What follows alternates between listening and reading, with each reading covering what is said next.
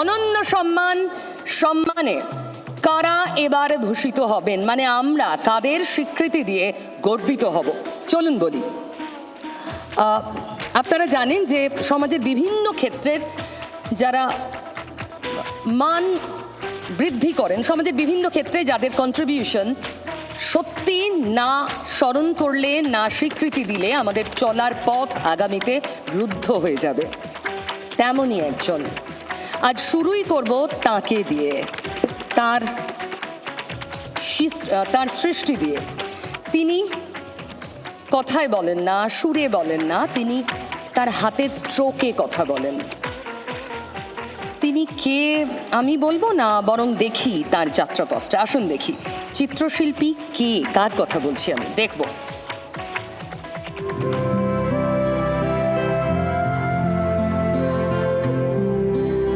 ব্রহ্মপুত্রের স্রোত টান, দেশভাগের যন্ত্রণা, অজন্তা গুহা চিত্র এবং বৌদ্ধ সংস্রব ছায়া ফেলে তাঁর মননে।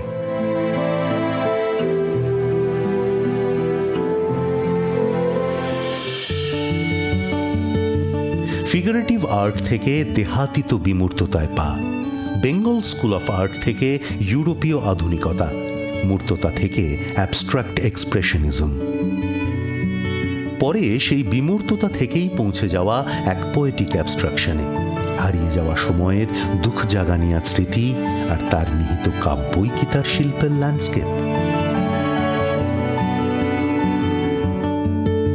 তাঁর ফিলিং আই চারপাশ থেকে কি অনায়াসে খুঁজে নেয় বস্তুর চারুত্ব, আলোছায়ার বিক্রিয়া, ধ্যানস্থ জ্যামিতি। বিনোদ বিহারী, পিকাসো, মাতিসে প্রাণিত রাগ সঙ্গীত, উপনিষদ, লোকশিল্পে উজ্জীবিত তিনি maverick of modern Indian art, একালের বিশিষ্ট শিল্পী, শিল্পচিন্তক ও লেখক। বিশ্বজুড়ে একাধিক প্রদর্শনীতে সমাদৃত তিনি।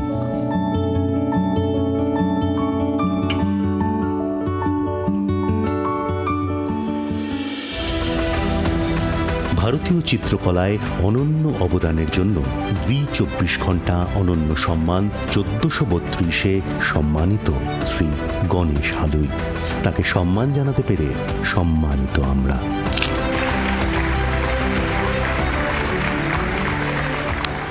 সত্যিই আমরা সম্মানিত। আমি শ্রী গণেশ হালুইকে অনুরোধ করব প্লিজ মঞ্চে আসুন। আর তাকে যারা আনুষ্ঠানিকভাবে সম্মান জানাবেন তাদের মধ্যে mister Sandipan Majumdar, RSM West Bengal sunrise spices. Please আমি তাকেও মঞ্চে আসতে অনুরোধ করব। সঙ্গে জি মিডিয়ার CEO mister Raktim Das, please sir মঞ্চে আসুন।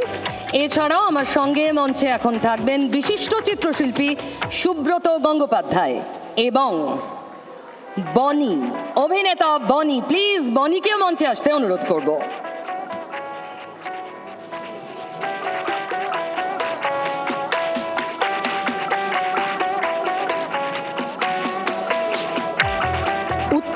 উত্তরীয় রেডি। শ্রী সন্দীপন মজুমদার উত্তরীয় পরিয়ে দেবেন গণেশবাবুকে।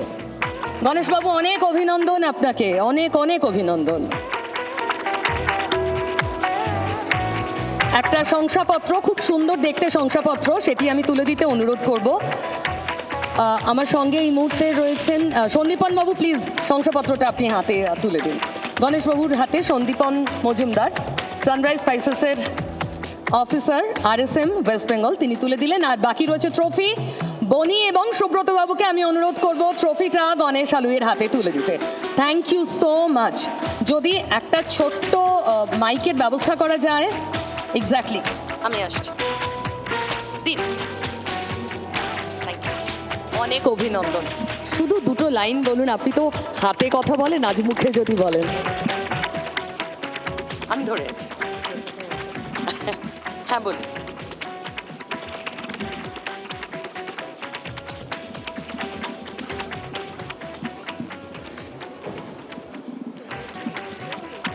না বলছি, আমি ধরে আছি। অনেকদিন ছবি আঁকছি।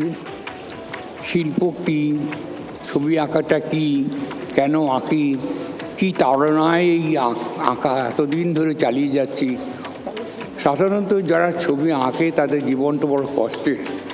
তারা যে এই বয়স, আমার বয়স এখন প্রায় 90 বছর, আমি কিন্তু অনেক ঝড় ঝঞ্ঝা সহ্য করে কিন্তু এতদূর আমি অগ্রসর হতে পেরেছি। আমি যে এই পথে এসেছি, এত দূর এসেছি, আমার বিগত যে পিছিয়ে যদি যাই তার একটা ভূমিকা আছে।